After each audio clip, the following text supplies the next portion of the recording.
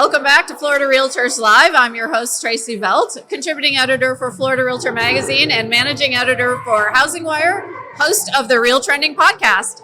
On the stage with me today, I have Stacy Stahl. She is the broker owner of Realty One Group Destination, and we're going to talk about old school marketing. And the funny thing is I had an interview earlier where they said everything's going back now to old school marketing. So, of course, AI generated marketing is all the rage as well. But you've been really encouraging agents to embrace creativity and personality. So why do you think old school marketing is making a comeback?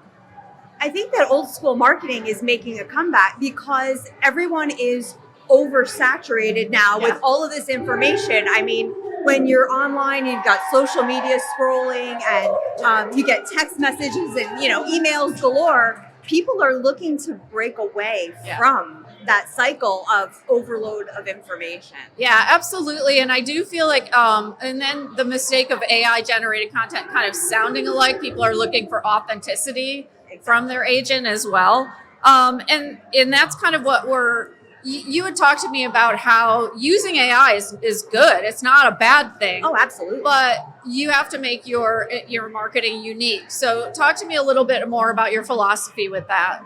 So I think that in order to make your marketing unique, you really need to kind of train your AI, but also train yourself to make sure that when you're using AI, it's authentically you. Yeah.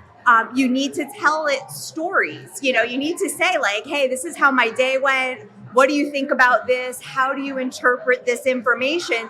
Versus give me, ABC examples. And I think that you'll get more of your information that way. Yeah. To sound like you. You also talked about making sure that you edit it to your personality too. Talk to me about that. So when you're training your AI and when you're working in AI, if you just put a simple example in there and say, I need a newsletter, give me 3 things that buyers are interested in right now. AI is going to come back to you with every 3 same things that they're telling everybody else. But instead, if you tell it, I had an interaction with a customer today, and my customer asked me what the market is doing right now and where we see it in 6 months. That gives your voice and your question to the AI. Yeah. And then it gives you something, I think, more important to share with your customer. So you often talked about kind of the artistic side of marketing. So what do you think many agents are missing when they focus only on kind of automation and efficiency? So automation and efficiency, there's nothing bad with that. It's very straightforward. But I think that if you're not giving some personality and some depth to your marketing, I mean, beautiful pictures, your own words, that's where you're going to stand out, because automation and efficiency are great on the backside. Yeah. So if you're sending out a newsletter, you're going to get reports and information about your metrics on your newsletter. That's great. And that makes it very efficient for you then to turn around and tell your customer, hey, look, you were featured in my newsletter. Here's your house. Here's what the results were. Yeah. So that kind of information is great with automation and efficiency. But if you're taking yourself out of the equation, you are really doing a disservice to your business and your brand. Because without you, your customers, they could be going to anybody. True. And when you say old school marketing, what does that mean to you so that the audience can understand? Because we talked about AI too. So they're like, well, wait a second, are you doing AI or are you doing old school? And I loved your philosophy. I want you to talk about that, of using AI so tell me a little bit about what you mean by old school marketing.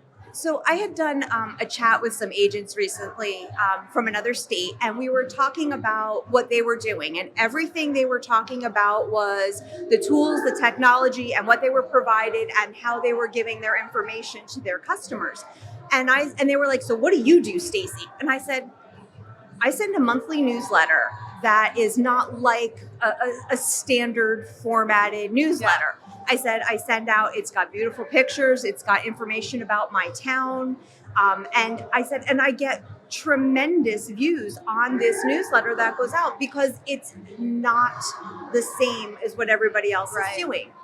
Handwritten notes, I know we all hate handwritten notes, but sit down and do them. Yeah. Because people will open that mail. They will have your information. Brochures in the mail. I mean, everybody does for sale and sold postcards, and that's great. It's an easy way to do some marketing for yourself. But if you send something that's meaningful, I have like 3 condo buildings in town that I send information to. I send them their stats every month, and I tell them what's sold, and it's got, usually a little blurb about me and information. I actually had someone come in the office the other day, and she looked at me and she's like, "This is you, right?" And I'm like, "Yes." She's like, "I love this, and I just wanted to stop in and tell you. And when we're ready to sell, we're going to call you." But she kept it, and that's the key. You want your customers to have that tactile connection to you. They're going to keep it. They're going to put it on the kitchen counter. Yeah. They're going to look at it, and they're going to remember you. I agree, and I don't get nearly as many mail pieces as I used to from real estate agents, and those were the most interesting to me because usually they listed what was sold in our neighborhood and the price and all of that, and I know that's just a basic.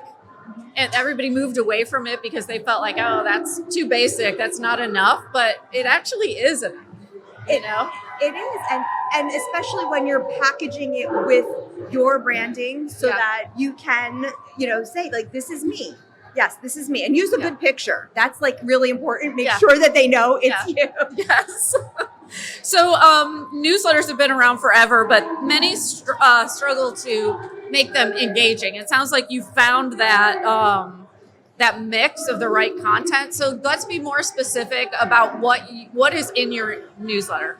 So my newsletter always starts with a great photo at the top of the newsletter. And what I try to do is tie that in somewhere along the way. So a great example is in Key West, we had Hemingway Days last month. And so my picture at the header of the newsletter was a Hemingway inspired picture. I believe it was from the museum. It was one of their pictures that was available to be shared, and make sure you have the rights to use pictures. Yeah. And then I usually do an opening telling, this is what's going on right now in town. It's warm, it's hot, blah, blah, blah. Just, a little, fluff, if you will. Yeah. And then I go into the information. So I share what's going on in town. And here's an important thing. I share a list of events in Key West that's going on.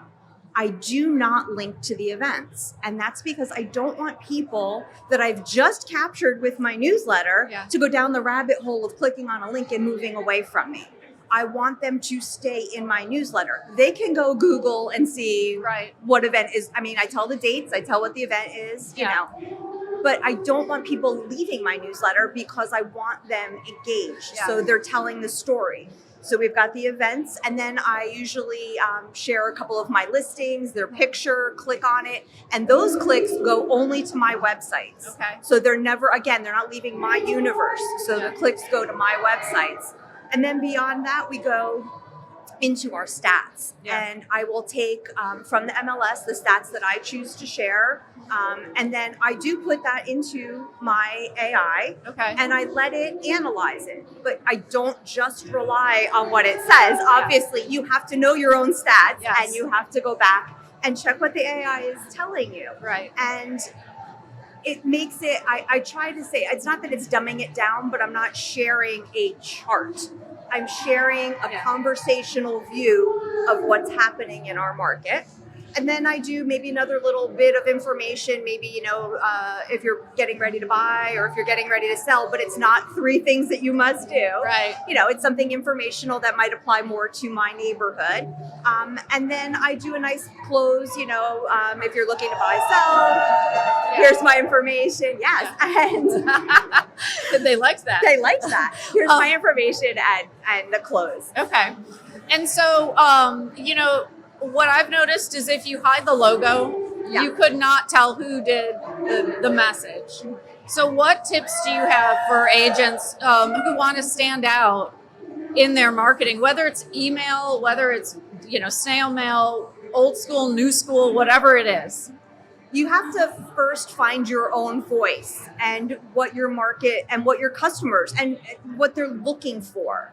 So my customers expect certain things from Stacy the Realtor, whether it's, buying or selling, they're going to expect a certain look to their marketing, a certain branding. Right. And it doesn't happen overnight, but if you're consistent and you build it and you figure out what works and what doesn't, eventually you will come across, without even having to look at your logo, you can look at 10 pieces of information and say, that looks like Stacy, and that looks like her brand, and that's definitely her tone, her voice, or something she would share.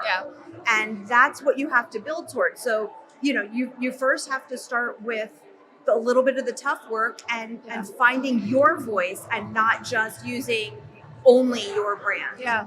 Well, and you can use AI for ideas. Absolutely. So I knew an agent who she did some fantastic promotions. Like when the pumpkin lattes were out, she would stand in the Starbucks lineup and hand out gift cards in a cup with all of her branding on it. Oh, nice. And, that's time consuming, right? Yes. To do those things. But they paid huge dividends for her. That might not be something you would want to do. Like that might not be your personality. So it's really, like you said, kind of finding your voice, finding what your personality is, and then you come across more authentic anyway. So, And I think a great exercise too is sit down with a blank page on AI and type a few things into it. I really like when customers ask me this. Yeah. I really love when I show a house and I see this. Yeah. I really don't like when people say XYZ or when I have to do these jobs.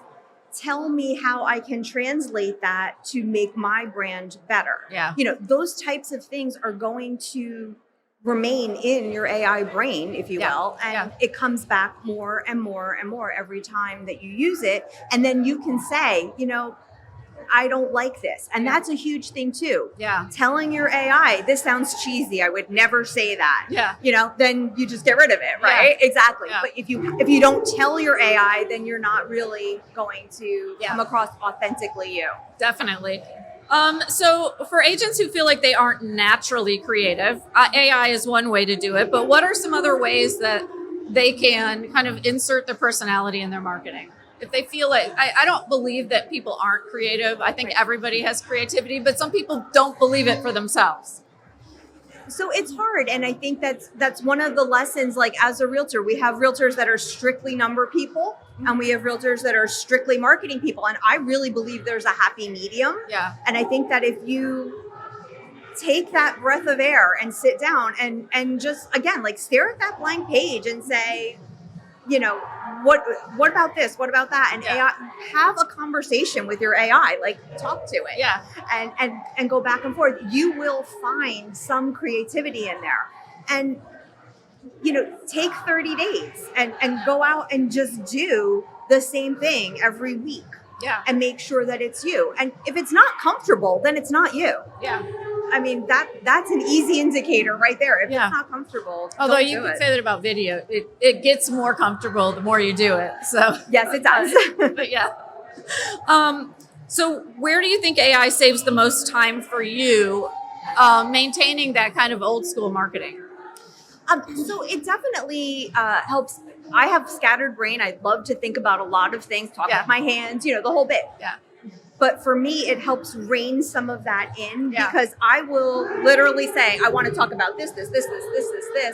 And it helps me to really get concise with my thoughts and with my ideas. And sometimes it recognizes a pattern that we may not even recognize in ourselves. So I think that that's a big tool feature for me. Mm-hmm. But to think that AI is just going to be able to write your newsletter, you're not doing yourselves any favors. Use it to write your newsletter and then go back and read it and put yourself back into it.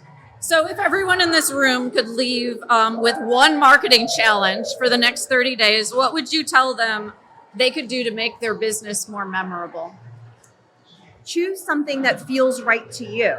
So whether it's that pumpkin latte, Starbucks gift card, pop buys that I know a lot of realtors like to do, some people don't, or if it's just literally sitting down and doing those handwritten notes, commit to it. Put it in your schedule. Lock that time every Tuesday, 3 p.m. I'm going to sit down and work on, my stats or my newsletter or understanding something better or those handwritten notes. Yeah. And definitely don't forget to follow back up with the people that have been interacting with you. Yeah, absolutely. Well, Yeah. Stacy, thanks for joining me on the stage live.